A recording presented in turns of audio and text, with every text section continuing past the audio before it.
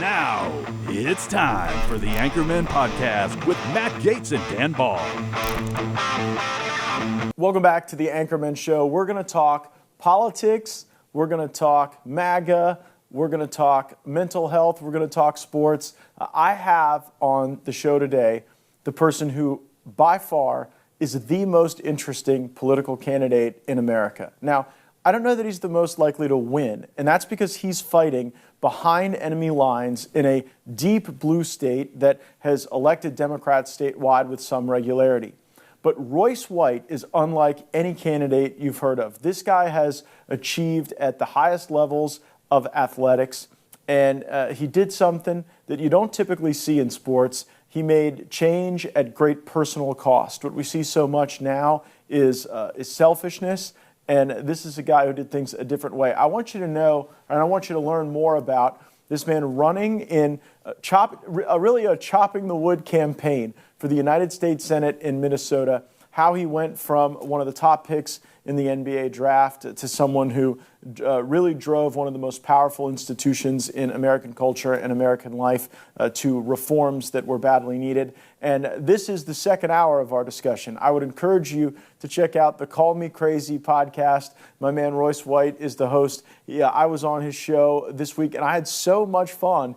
I wanted to continue the conversation. Royce, thank you so much for being back with me. And I got to tell you, man, when we did your show, that was like the first time I was able to laugh and have a moment of relief, really, since the passing of my friend Charlie Kirk. It has been rough and grief-stricken, and I think when we got a chance to just chat on your show about what was going on in the world, it was a port in the storm for me. What were you doing when you found out that Charlie had been killed, and what was your reaction to those events?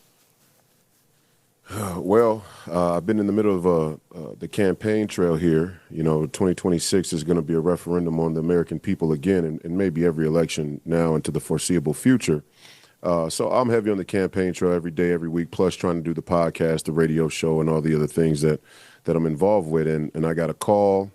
I was out speaking to a group of people, a BPOU, a basic political operating unit here in the state of Minnesota. I got a call.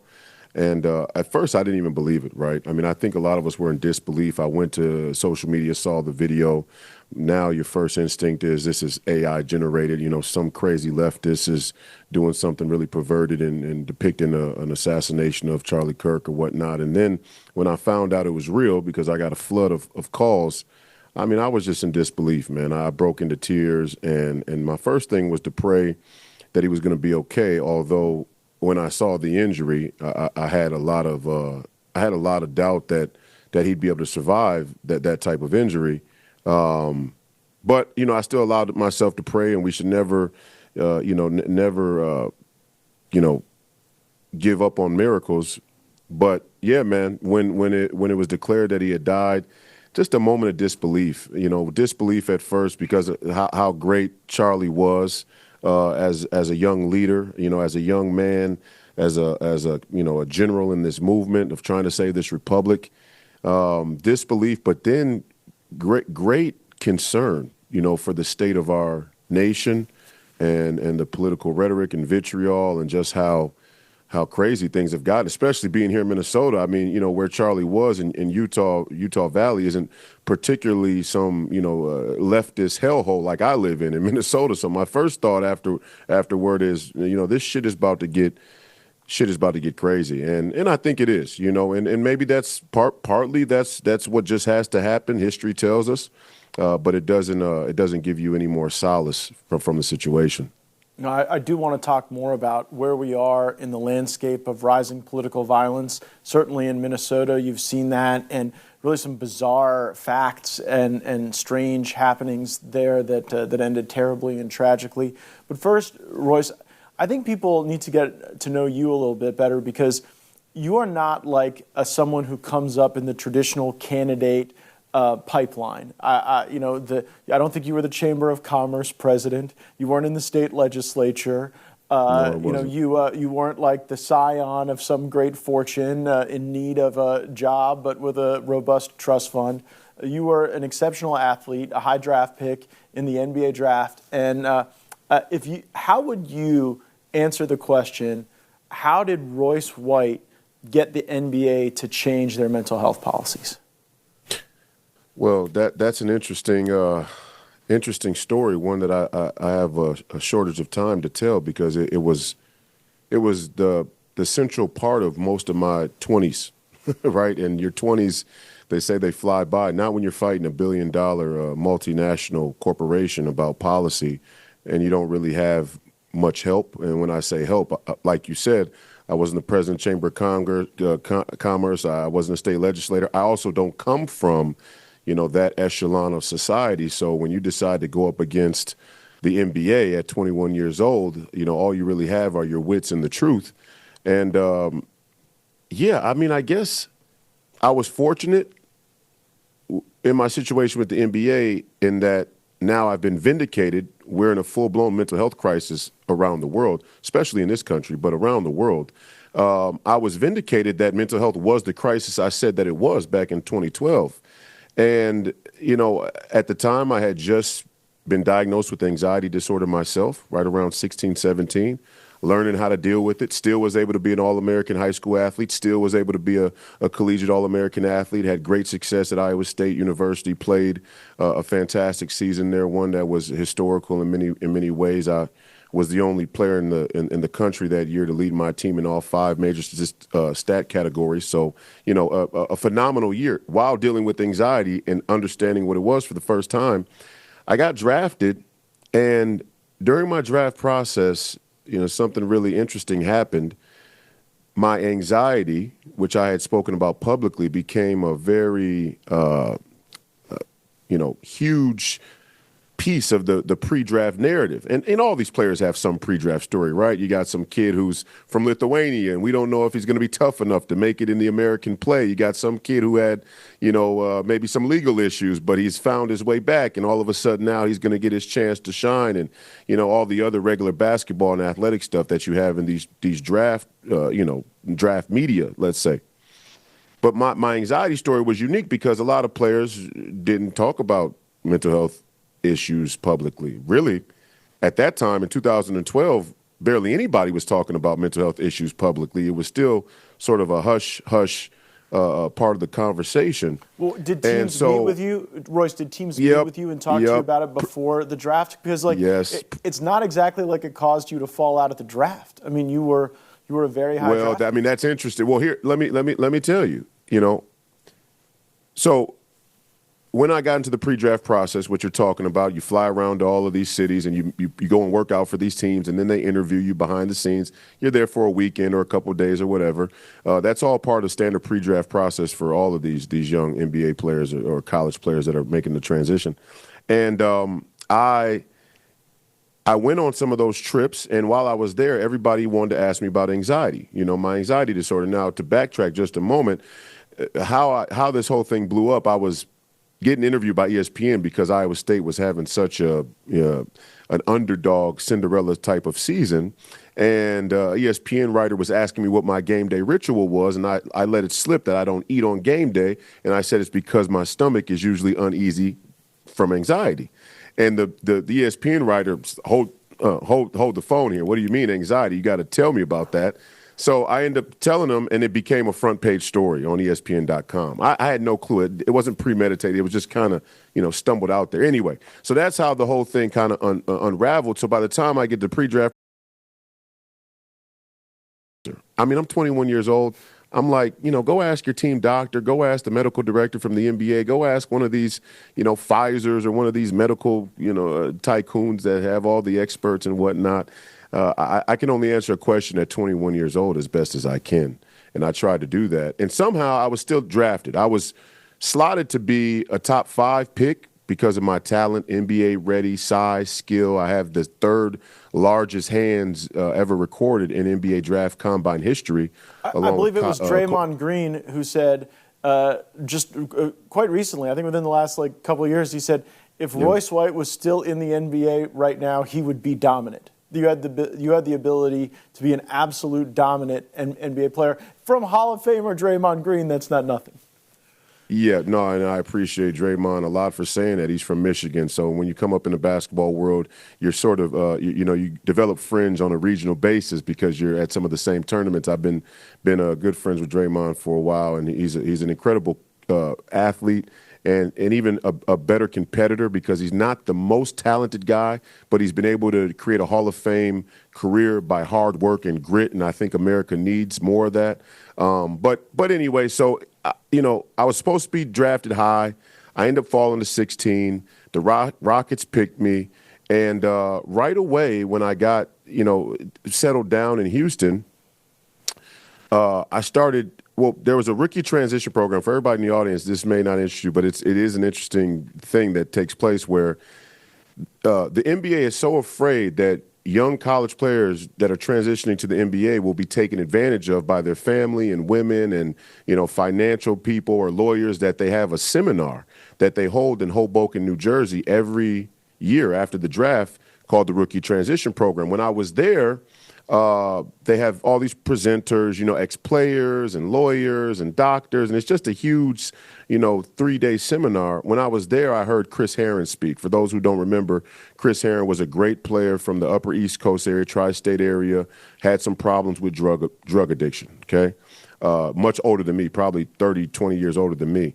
But anyway, when I was sitting there listening to his story in the seminar, and he talked about a lot of things he had struggled with, the dark places from being addicted to heroin and, really tough drugs, it resonated because when you have anxiety, you have panic attacks, mine weren't drug related, but the emotions can be the same, the feelings of uncertainty and things like that, and, fear and not being able to, really trust who you can talk to about certain things. So I understood Chris Herron's story, even though I've never been a person who dealt with drug addiction. So anyway, I go back to Houston. I ask my team, can you show me the policies regarding mental health?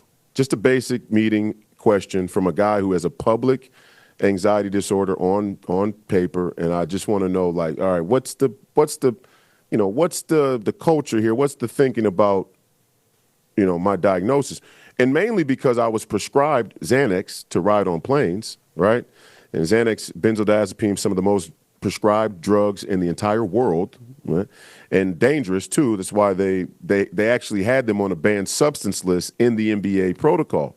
So I'm sitting here looking at this banned substance list, and I go, oh, Xanax, I'm actually prescribed that. Is it okay for me to take it? I ask my team. They go, no, you can take it because you're prescribed. And I go, okay, but how do you guys feel about me taking it? It's one thing for me to, technically be able to take a drug. It's another thing of how it's perceived from the league, from the institution.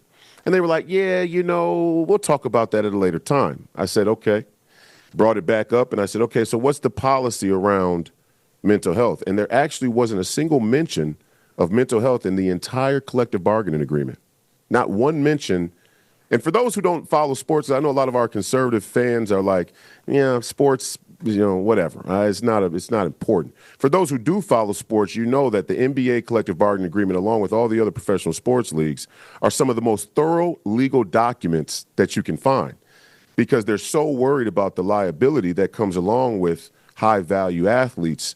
They're pretty thorough in their legal language. Maybe not. Well, now there's a ton of language on this. Now there's a ton of language on this because players can regularly just take a game off for personal reasons, and there's not some great inquiry into why or how. That was mind-blowing to me. I know you, I know what happened to you, and then I see, oh, well, Kyle Lowry's just not playing tonight for personal reasons. Yeah. Everyone's okay with that. Not just tonight, for four games straight, or 2 weeks, or a month, or, I'm just sitting out indefinitely because we're not doing so well this year, and it doesn't really make sense to risk injuring a player that we really have as a key piece of our future. I mean, and that whole it's crazy because, as you know, from being in D.C. and, the political world there, or just, our culture and society writ large, things change quick. I mean, we haven't seen it more than maybe in the last 5 years, in America. Maybe here in Minneapolis, the belly of the beast, we're kind of the epicenter of, the start of this whole change with George Floyd. But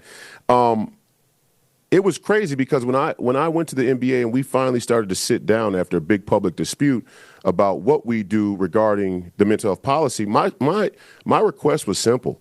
Just put something in there, an addendum about mental health that says, we're going to use the same protocol as regular health. or that the drug, the banned substance list isn't, is reflective of an understanding that some of our players are prescribed these drugs that are dangerous. They're dangerous for a reason, but we don't look at them as drug-seeking,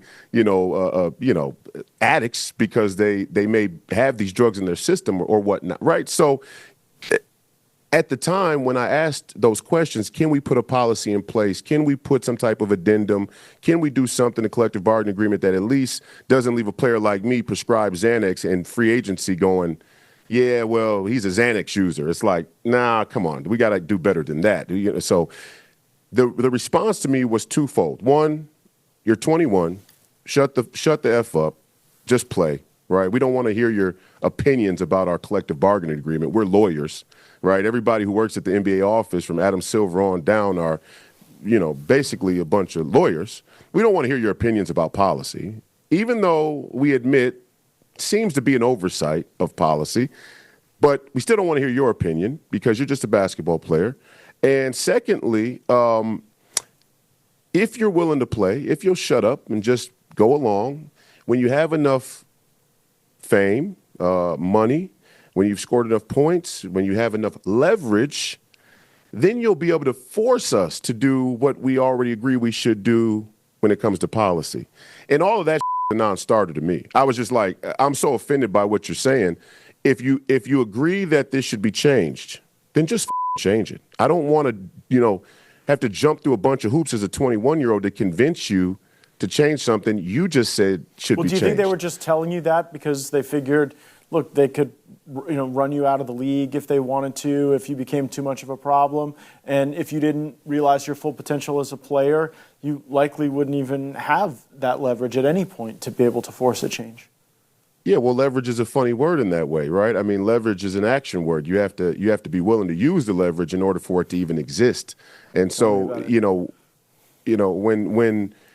when they told me that, I was just offended by the whole premise.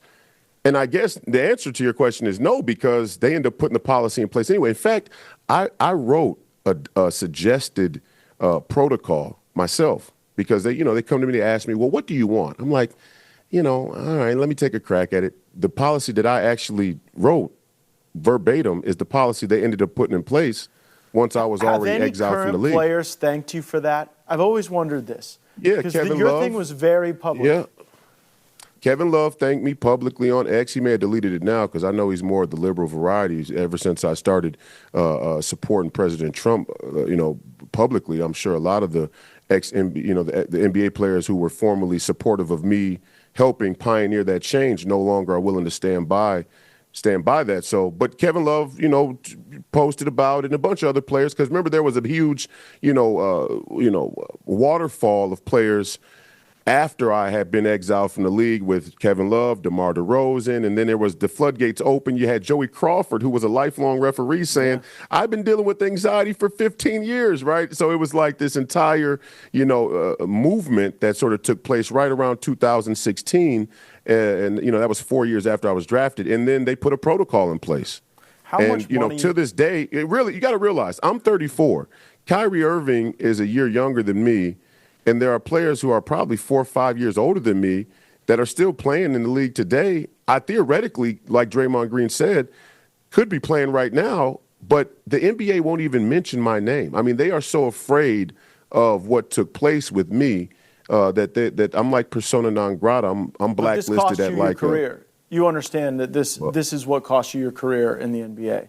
This? And people ask me all the time, Matt, what makes you qualified to run for office? You didn't graduate college. You don't come from any field of expertise, like you said. Your parents weren't lawyers or doctors or politicians. What qualifies you to run for office? And my answer is one thing.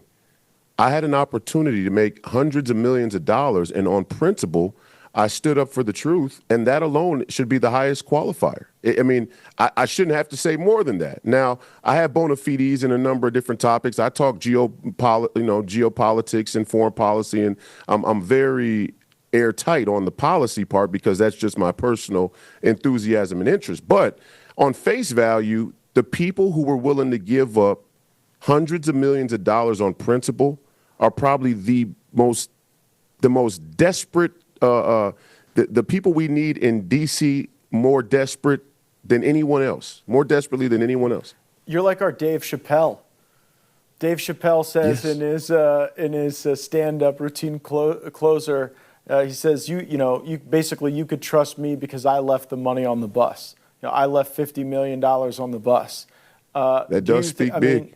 Do you think that stand cost you $50 million? 50? You gotta realize, Matt, Draymond Green and Draymond Green said in the clip that you're referencing that I was more talented than him, right, as a basketball player. Draymond Green's probably made $200 million in the NBA, if not more, with all the endorsements included. But he would say he was more of a dog than you. He would not say that. He would say, no, I was a dog. I mean, I was mean. I was not a prima donna sort of finesse player. I was stronger than Draymond. I was bigger than Draymond. I was a little taller than Draymond, and I was an animal. I had an animal. Okay. You go back and you watch my highlights at Iowa State. I was animalistic. You wouldn't like Royce White, the basketball player. Royce White, the politician, is much more approachable. Royce White, the basketball player, would throw you on the ground and stand over you in a heartbeat, right? But Draymond's the same way. Basketball. That's so different than so much of what the NBA is now. But I do want to get to how this credentials you for public office, because that is the core of why I believe in your candidacy. I get asked questions sometimes. Oh, Royce White, he can't win in Minnesota. We need to find some overweight dairy farmer with a great head of hair and perfect life, perfect family, was the head of the club at the local high school, whatever. And what I know is that we have elected those people for generations who had perfect lives, who never made any mistakes, who, on paper look like the most upstanding folks. And I've seen those people come here and sell out. And they've sold out our country for the debt. They've sold out for the wars. They've sold out to a surveillance state that punishes people. Amen. And I just believe that, whatever warts your candidacy has on it, you would not sell out. You've had the chance. You left the money on the bus. You stood up for what you believed in. And maybe people will watch this and say, that is crazy. He should have just taken the Xanax and shut up. He should have just done what they wanted and realized God gave him this size and talent. But Matt, wait, hang on. Here's what's scary. Some of those people would be conservative. Some of those people would also complain that this country has been ruined by the people who sold out. And that's where, we live in the strangest of times, where people are living out, ideological catch-22s on both sides of the aisle. And we got to deal with it on our side of the aisle first, the conservative side. But imagine if President Trump, in the twilight of his life as a billionaire, a hospitality tycoon, just said, you know what, do I really need the hassle, the headache of taking on the deep state? I could just take my money. I take my winnings. I worked hard. I was successful. I can do I can do anything I want to do in the world. I can go anywhere I want to go in the world. Do I really need the hassle of risking my life and my freedom, my reputation, my social status by trying to save this republic? So if you see that in President Trump, the same thing is true of me. The difference is I didn't have $1 billion company to make the choice about. I was just a young kid coming from a working class community, and the NBA was my whole world. It was all I felt that I had, and I still decided to stand on the principle, even though it was really, the only source of professional success that was visible for me at the time. I didn't have many other avenues, whether it was economically, certainly not socially, because it doesn't get any more socially elevated than professional sports in America. But I didn't have any of those other options. I just stood on principle and I said, you know what? If I have to walk away from the public stage in shame, in laughter, in financial ruin, never be able to play the game that I spent a lifetime working on and honing a craft, fine. Because if you don't tell the truth, if you're not willing to stand on the truth with it all on the line, it's kind of always all on the line in some sense. You'll find that slippage, that moral hazard where you'll start justifying where you don't have to stand on the truth. So, yeah. there would be no one else like you in the Senate. I can't imagine that there has been. I guess you have maverick figures like Rand Paul who do stand on principle, and you can agree with them or disagree with them, but that would be an example. As you observe this government shutdown, like if you were in the Senate right now, what would you be telling the other Republicans to be doing? What would be the Royce White game plan for this moment in this shutdown if you were in the Senate today? I'd say hold the line. Let the thing shut down. You would say don't allow the Democrats any concessions on the Obamacare subsidies. Make no Not a single inch. Let Russ go to work. Let the president go to work. Let the thing.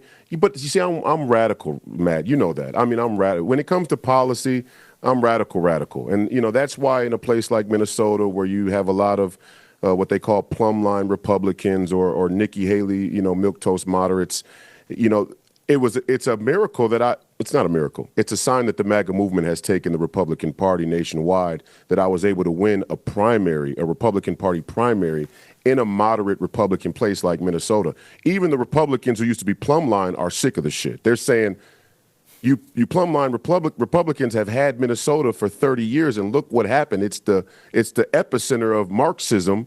And Ilhan Omar's, running around like she's queen of the world. It's ridiculous. We're tired of it. So you're so right. The Benedict Arnolds of your state, or whoever the people were who said to Bill Clinton, "Yep, you know what? Bring them here." You got a bunch of desperate people from the deserts of Somalia. We think they'll do great in Minnesota. We think they'll get here and do great. Like whoever were the people in Minnesota who just warmly embraced that, I think were absolute traitors to your state. Well, and like I said before, Ilhan Omar, she's got a lot of nerve. White supremacy, genocide, free Palestine. I'm not making a comment about that issue. We could talk about that. I'm sure that's an entire episode for us because that was your episode. I'm anti-Semite of the year for some reason. So many Jews hanging out with me and around me in the campaign. The other side of the aisle says I'm a shill for Israel. It's hard to deal with. But my point is, Ilhan Omar's got a lot of nerve. Her father was a general that led a genocide throughout the Horn of Africa. He was a nationalist, socialist, Somali war general who led a genocide of an estimated hundreds of thousands of black people, Africans, blacks, through the Horn of Africa. And he was working with our security state. The reason why Ilhan Omar came here is because her father was on the side there in Africa, like we see so many times from our, military-industrial complex. We side with certain groups. We fund certain groups to overthrow or stabilize or whatever excuse we make. And that's how she ended up here in the first place. I mean, I've been saying since I tried if we fund them, they should have to stay. I don't think that's too much to ask. If we fund someone's, genocide, they should have to stay there. Amen. And what a racket, right? I mean, if everywhere we go in the world, this is what happened to the UK. The UK, tried to pull a bait and switch where they introduced all of what now is the Marxism and communism and, secular humanism, all of that ideological academic brouhaha. They sort of phased it in at the academic level there in Europe to transition from the monarch colonial business model to this postmodern, European-friendly business model where the whole thing's a contradiction. And part of the problem with it was they wanted to still live off of the fruit of the colonial empire, the Commonwealth, right? It's like, you still pay us tribute, right? We're gonna go down and divvy up the Middle East, carve it up, divide and conquer, pit people against each other, say it's on behalf of an ideology. Really, it's about the money and the oil. Me and you know how it goes. Sure. And then we have to let all these refugees come live on our shores.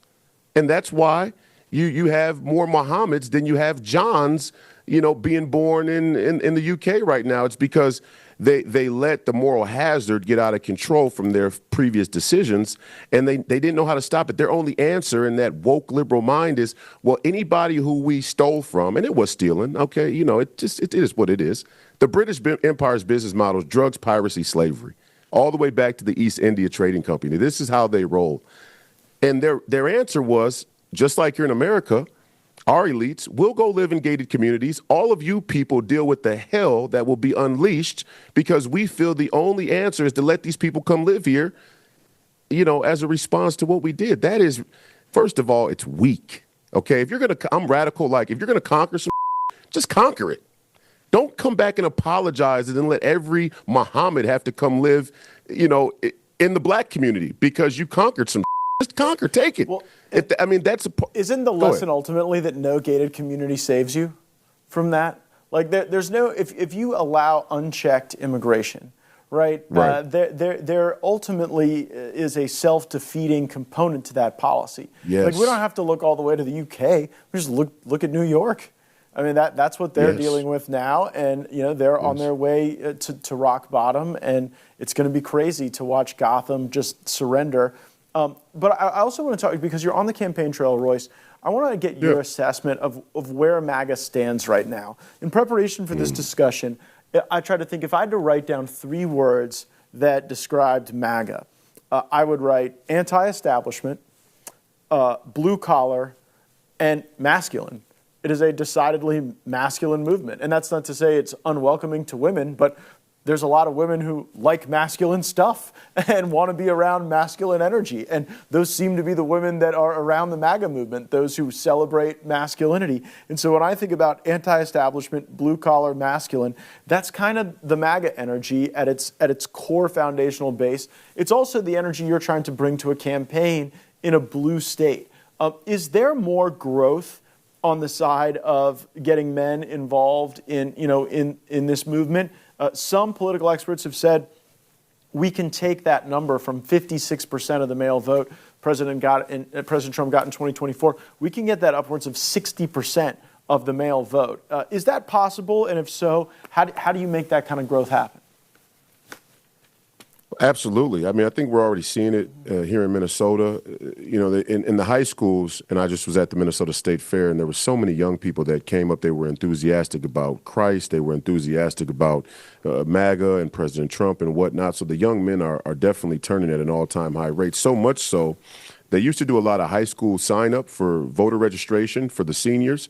They've stopped doing it in Minnesota because 80% of the graduating boys were leaning Republican. So, the Department of Education here in Minnesota put the kibosh on the whole program. You're like, shut up and take your tampons, young men. You no longer get a voter registration We'll give you card. tampons. We're not going to register you to vote for Republicans. But I think in order to grow the movement, we have to double down on something that naturally feels dangerous to us as men, on a biological level. Look, the whole fight here, especially for men in the West and men here in America, is a sort of a natural law conflict culturally, even you could say spiritually, between us and women, between men and women. And I've always said that the crisis of femininity is a failure of masculinity. In the MAGA movement, we love women.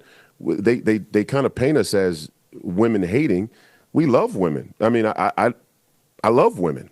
I mean, I love my mother. I love my grandmother. I love my children's mother. I've loved plenty of women in my lifetime, my young romantic life. We just prefer the women to not have male genitalia, which I don't think is asking too much. But here's a problem with the math, Matt, and we have to be so cautious of this.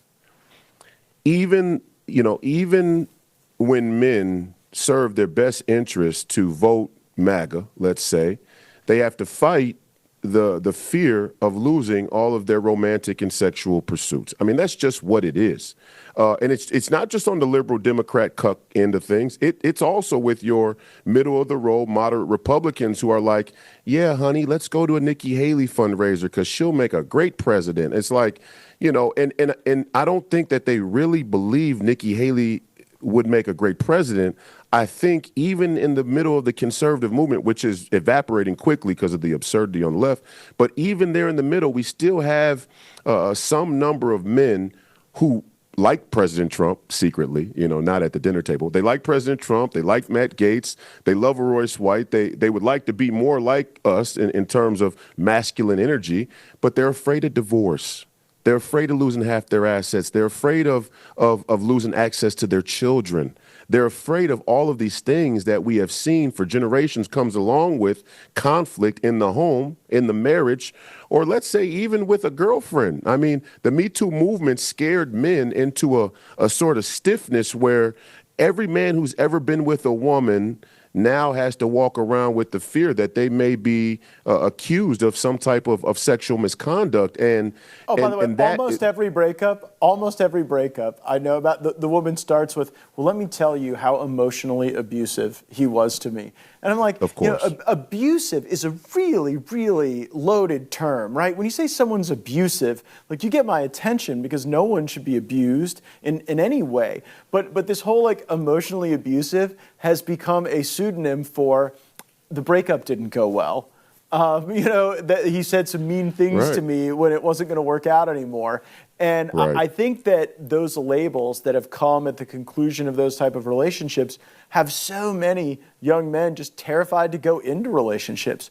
So then you get lonely women, you get terrified men, and it starts to look like the erosion of the family, which is the core of the church. Then you get a collapsing birth rate, right? Yeah, then you get a collapsing birth rate. Meanwhile, if you ever do make the magic happen and find a great person, we've been subjected to such a biological war of everything that's been, like, inundated on our bodies. It is the type of stuff that is the beginning of a cultural collapse. But you began the discussion by centering around the status of the American man today, the Western man today. If that's the diagnosis, what is the cure? Well, here, and I'll say this, because, being forthright, mea culpa, I was wrong. There is a mental health crisis in this country and around the world. But what I didn't realize in 2012 when I fought for mental health policy was that the left, the radical left, planned to use mental health as a pretext for all of their woke insanity. I didn't realize that was their agenda at 21. I wasn't wise enough or that engaged in politics to see that over the horizon. And I don't think that the NBA didn't want to put mental health policy in because they were afraid of the woke agenda, because, look, they went woke. Yeah. So that's not their excuse. But I feel bad about it because, just like you were describing, mental health as a lexicon, whether it's narcissism, abuse, whatever it is now used to try and stifle the rise of masculinity that the MAGA movement represents.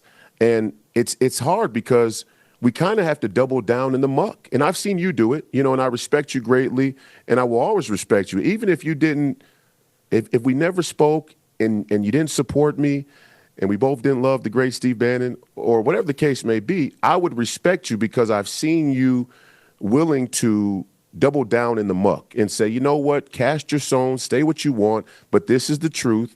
No matter what it costs me, I have to say this thing. I think it's a great example for every young man that has any value of citizenship, any national honor, any sacred honor, from Los Angeles to New York City and back. That is what we have to do. And it's going to sting like hell.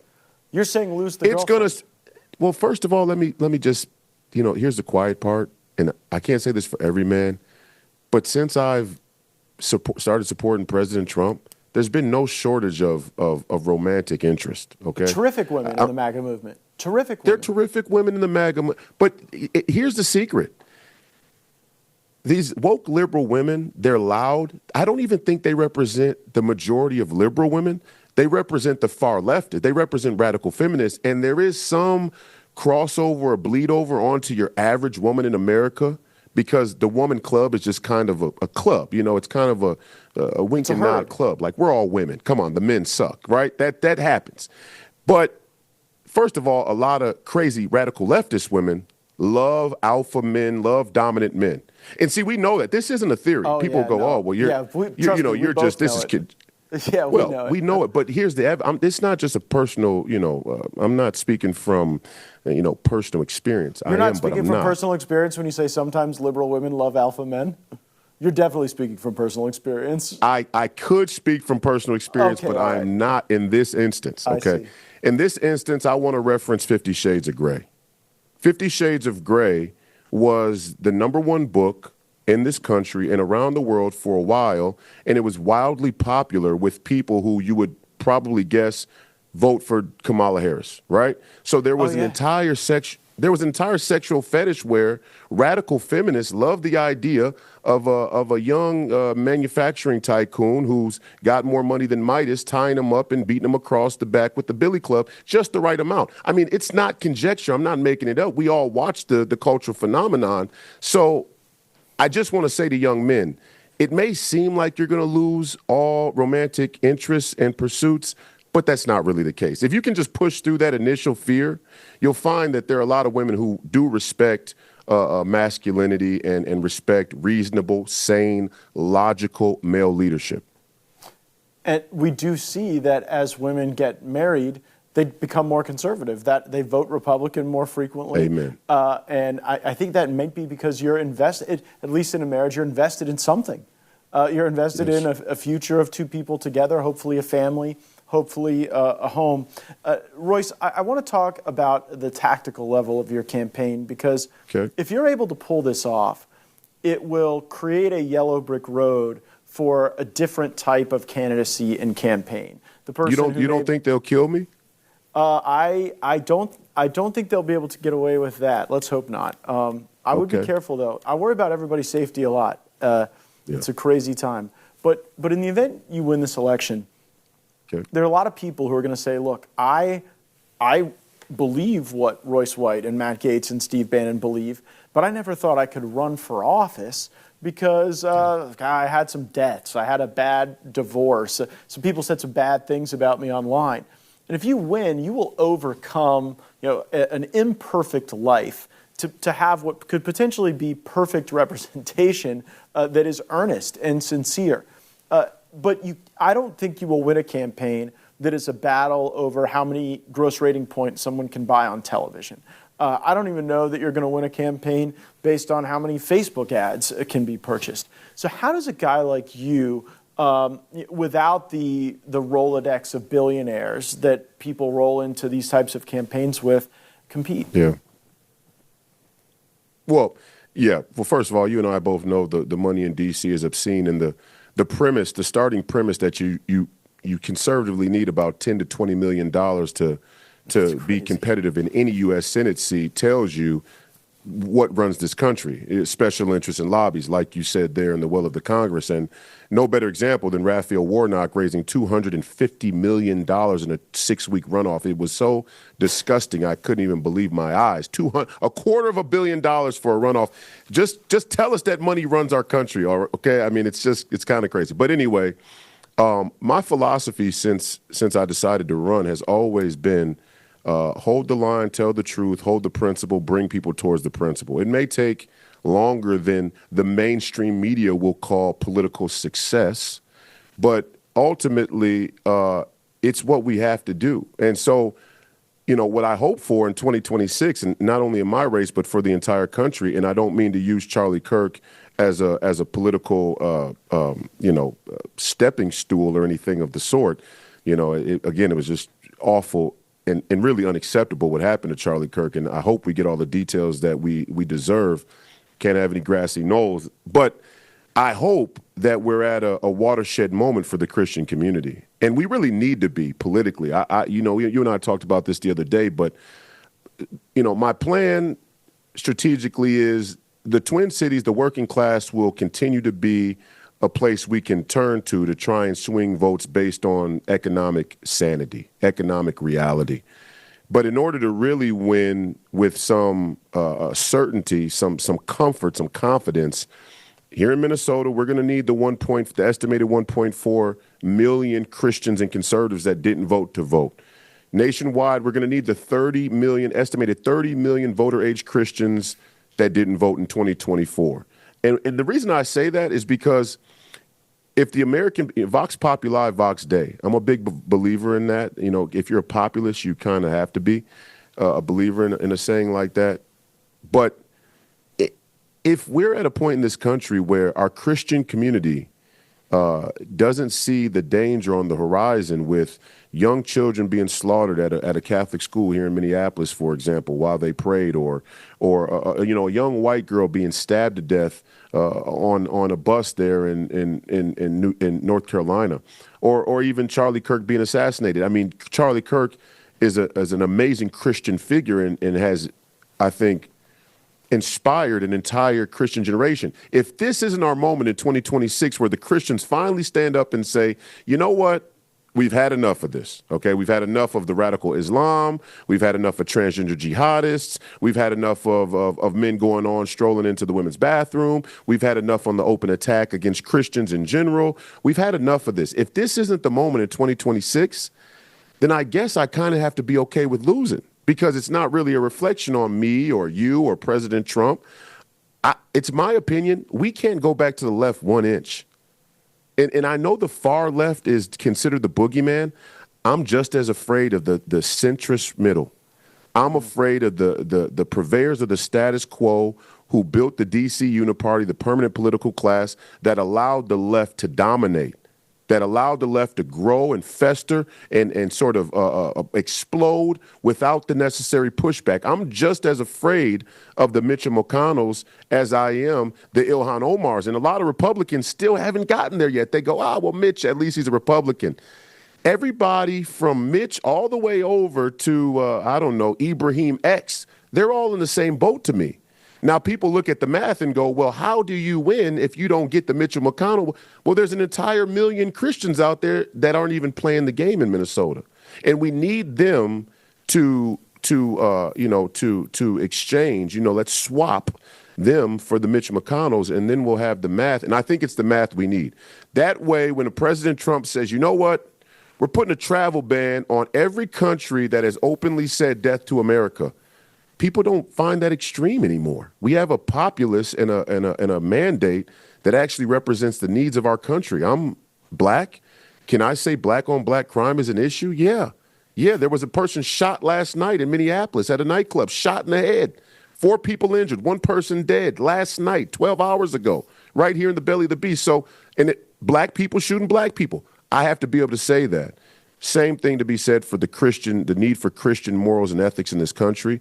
But we got to get Christians to vote somehow. And if they don't vote, then I guess you and I and everybody else have to sit on that soapbox and bear our cross the same way Christ did. I do want to ask you about the political violence situation. Last subject I want to chat about. You guys have seen it in Minnesota. We've mentioned it a few times with Charlie Kirk. How bad is this going to get? I mean, this doesn't feel like the end of this. It feels like a rising challenge. Where are we going? We're going exactly where we were engineered to go, in my opinion. The Marxist baseline belief is that all revolutions are made equal and righteous, that all revolutions, the net result of all revolutions are positive. It's kind of the same belief about democracy, right? There's a heresy of democracy that says all majorities are made equal and righteous, and we've accepted that wholeheartedly in the West, where many times we shouldn't have. But I think this is all engineered, where the Marxists and the communists, and that is who we face. I mean, I don't really mince words about it. I think the milquetoast middle elites think they can benefit from wherever the political winds blow. They don't realize how quick United Healthcare CEO gets gunned down on a New York City street when I'm sure he voted Democrat. I mean, Amy Klobuchar got more United Healthcare Group money than any PAC probably in the whole playing field. So they killed one of their own, right? But I think these elites still think they can kind of carry the strings. We've seen through history when the Marxists and the communists take over, things get dark, and they get dark real quick because they're not anchored in reality. I mean, I come from the streets. I come from the neighborhood where there were beefs and there were gangs and you never, ever disrespected the dead. You never celebrated a man's murder. Number one, because you knew the consequences would probably be violence towards you.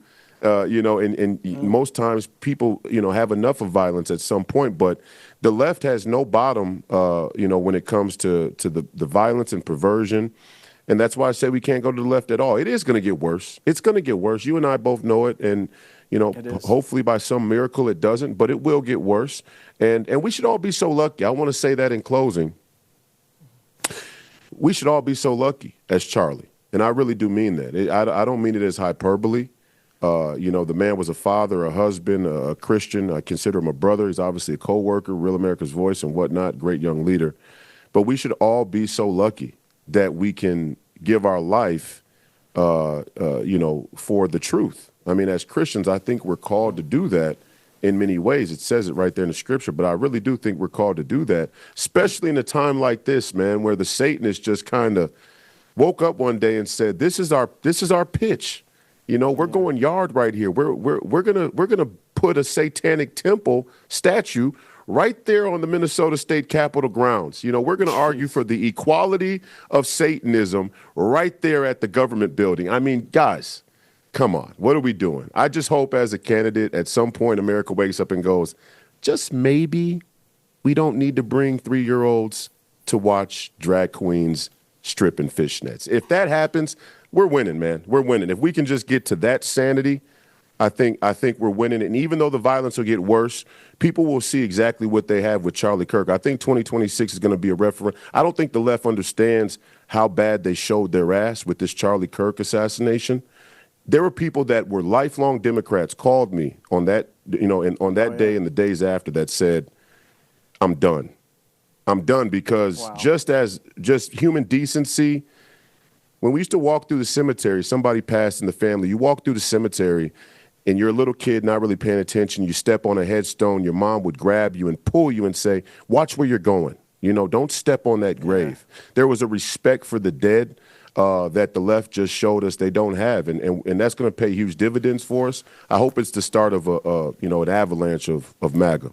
It may very well be, and if that avalanche makes it to Minnesota, the United States Senate will never be the same. Royce White running for the U.S. Senate in Minnesota, you have my total support, and stay safe on the trail, my friend. Godspeed, brother. Thank you. I appreciate you, man. Thank you. Are you ready for the flu season or just hoping for the best? Don't let it catch you off guard. Be prepared with All Family Pharmacy. Their process is simple and straightforward. A licensed doctor reviews every order and the prescription is included. Unlike big chain pharmacies that push the flu shot as the only option, All Family Pharmacy believes in medical freedom. You get real options. You pick the medicines you know work for you. Now's the time to stock up your cabinet. They have everything you need. Tamiflu for flu treatment and prevention, antibiotics, antivirals, ivermectin, hydroxychloroquine, immune support, and more than 200 medications to choose from. It's my go-to place for prescription medications and supplements delivered right to my door. Shipping is fast. If you need it right away, overnight is also available. So be proactive, prepare now. Visit allfamilypharmacy.com/Matt. Use code MATT10 to save 10%. Again, that's allfamilypharmacy.com/Matt, code MATT10. Thanks for joining us. We'll be back next week. Want to see more great videos like this? Click on the link below to subscribe to OAN Live and watch Dan Ball's Real America and The Matt Gaetz Show on Dish Channel 212.